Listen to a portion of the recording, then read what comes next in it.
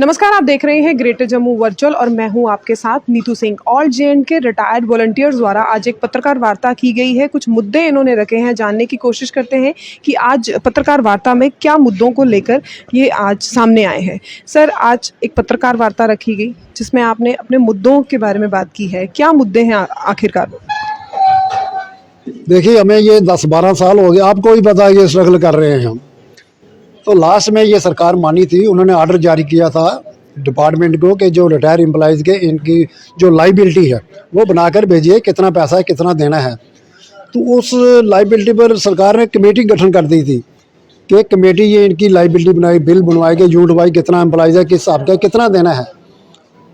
तो कमेटी ने में जिसमें हाई लेवल ऑफिसर थे, जिनके चेयरमैन थे डायरेक्टर फाइनेंस ट्रांसपोर्ट डिपार्टमेंट, और मेंबर थे FA and CEO JK SRTC, general manager Adam SRTC member, manager finance. उन्होंने बिल बनवाकर सिविल सेक्रेटरी में भेज दिए। तो सिविल सेक्रेटरी ने बोला, फाइनेंस डिपार्टमेंट ने ऑब्जेक्शन लगाया कि ये जो बिल बने, जो लाइबिलिटी है जम्मू कश्मीर की तकरीबन को 211 करोड़ थी, तो इसको बोर्ड मीटिंग में रखकर पास कराया जाए। बोर्ड मीटिंग जब सेम कमेटी जो बिल बनवा रही है, सेम कमेटी बोर्ड मीटिंग में इनकार कर रही है कि इनका कोई लेना देना नहीं, कोई लाइबिलिटी नहीं है। हमें उस बात की समझ नहीं आई। एक तरफ 1 साल हो गया बिल बनाते हुए, हाई लेवल अफसर रहे, तो हमें ये डाउट है, या तो उस कमेटी ने अंडर गवर्नमेंट के प्रेशर के नीचे ये काम किया है, या उस कमेटी को अपनी पावर का पता ही नहीं है और उन्होंने अपनी पावर का गलत इस्तेमाल करके हम लोगों को नुकसान पहुँचाया है। जबकि हमारा पैसा है, ये हमारा एरिया अपना हक है, इसमें सरकार का कुछ नहीं है, या सरकार अपनी तरफ से हमें कोई कुछ दे रही नहीं। ये हमारी जो हमने सर्विस की है उस दौरान का पैसा रुका हुआ। तो हमें समझ नहीं है क्यों इसको रिजेक्ट किया गया है। हम गवर्नर साहब से ये अपील करते हैं, जो कंसल्ट अथॉरिटी है उसको डायरेक्शन दी जाए, बोर्ड मीटिंग दोबारा कराई जाए ताकि ये पैसा बोर्ड मीटिंग जाए। क्यों? हम कॉरपोरेशन के एम्प्लॉइज़ हैं, हमें कोई पेंशन बेनिफिट नहीं है, यही एरियर है, इसी पर हमारा दारोमदार है। इस एरियर के लिए, इस जद्दोजहद के लिए हमें 12 साल के हमने स्ट्रगल की है, और 12 साल के दौरान हमारे 75 रिटायर एम्प्लॉइज़ की डेथ हो गई है, जो कि सीधी सीधी इस सरकार की जिम्मेवारी है। हम फिर सरकार से ये कहना चाहते हैं कि हमारी जो लाइबिलिटी है वो बोर्ड मीटिंग रखकर हमें पैसा दवाया जाए। धन्यवाद। लंबे अरसे से आपकी लाइबिलिटीज़ पेंडिंग है, जिसके लिए आपने बार बार अपील भी की है। क्या लगता है कि किन कारणों से आपकी अपील पर सुनवाई नहीं की जा रही? कारणों में जैसे ये गवर्नमेंट की मैं समझता हूँ नेग्लिजेंसी हो सकती है, या गवर्नमेंट नहीं हमें ये टॉलरेट करना चाहती है। वेयर जैसे वाली साहब ने कहा कि ये हमारा अपना during the period of services का पैसा पेंडिंग पड़ा हुआ है। तो हम लोग लगभग इतने देर से ये स्ट्रगल कर रहे हैं, और गवर्नमेंट ने फिर एक कमेटी मुनक्कद की जिसमें हमारी सब बिलिंग हुई।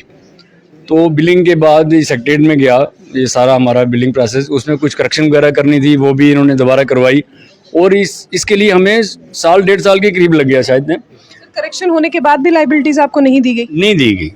नहीं दी गई लाइबिलिटी जो, तो हम बार बार रिक्वेस्ट कर रहे हैं। तो उसके बाद सेक्रेटरी से एक कहा गया कि एक BOD रखेंगे इस मसले में, तो BOD जो डिसीजन देगी तो उसमें आपको ये रिलीज़ कर देंगे पेमेंट। तो बजाय पेमेंट रिलीज़ करने के या हमारे हक में कोई फैसला होने के, तो इन्होंने ये लिख दिया कि there is no liability of pending liability of the SRTC employees. तो ये हमें हैरानगी है कि इतना कुछ करने के बावजूद वही कमेटी हमारे बिलिंग करवा रही है, सेक्रेटरी में भेज रही है, वही कमेटी हमें ये कह रही है कि इनकी कोई लायबिलिटी नहीं है। ये बड़ी एक सरप्राइज़ है हमारे साथ। मैं समझता हूँ एक धोखा है, हमें हरास किया जा रहा है। तो हम ये बार बार सरकार से अपील करना चाहते हैं, LG साहब से भी, कि हमारी जो पेमेंट है, ये जो हमारा फंडामेंटल राइट है, ये हमें रिलीज़ की जाए, ताकि जो लोग, जैसे वाली साहब ने कहा कि 75 के करीब लोग हमारे ड्यूरिंग दिस पीरियड मर गए। तो ये ऐसे हम सभी जो लोग हैं सीनियर सिटीजन हैं, तकरीबन एज हैं, तो इसमें गवर्नमेंट को इनिशिएटिव लेके हमारे ये पेमेंट रिलीज़ करनी चाहिए। हमारा इतना ही है, अदरवाइज हमें कोई बड़े पैमाने पे कदम उठाना पड़ेगा तो उसकी जिम्मेवारी सरकार की होगी। यही हमारा। BOD कमेटी जब बनाई गई तब आपकी उनसे कोई वार्तालाप, कोई उनसे इस बारे में कोई बात हुई? नो, हमारी मैनेजमेंट गई थी, जैसे हमारे MD साहब, FA साहब, कुछ लोग जो होते हैं, या सेक्रेटरी से कुछ लोग, डायरेक्टर फाइनेंस वगैरह, तो उन्होंने ये डिसीजन दे दिया। तो हमें ये सुनकर जब हमें शॉक हो गया कि ये क्या ऑर्डर निकाला गया। वेयर हमारी बिलिंग हुई है और MD ने इनिशिएटिव लेके हमारे ये बिलिंग करवाई है, लोगों को ऑफिसर्स की कमेटी मुनक़द की है, तो बिलिंग हुई है। इसका मतलब हमारा अमाउंट था, वहाँ पे हमारे पैसे थे, तो बिलिंग हुई है। डिटेल वाइज जैसे कोला की है, डीए की है, तो तकरीबन हर एम्प्लॉय की 10-12 लाख से लेके 20 लाख तक हर एक की बनती है ये।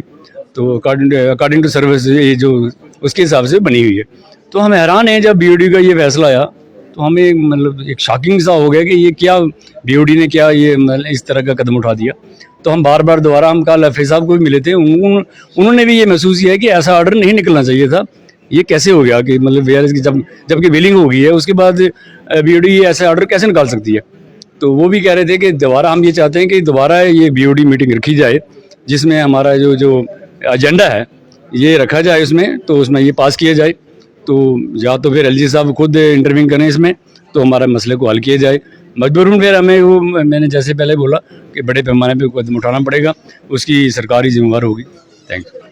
तो ये थे हमारे साथ आरटीसी रिटायर्ड वॉलंटियर, जिनका ये कहना है कि जो हमारी पेंडिंग लाइबिलिटीज़ हैं उन्हें जल्द से जल्द क्लियर कर दिया जाए, और अगर नहीं ये क्लियर होती तो हमें मजबूरन कोई ना कोई कदम उठाना पड़ेगा। इसी तरह की अपडेट्स के लिए जुड़े रहिए ग्रेटर जम्मू वर्चुअल के साथ। कैमरामैन अजय जाडू के साथ मैं नीतू सिंह, ग्रेटर जम्मू वर्चुअल के लिए।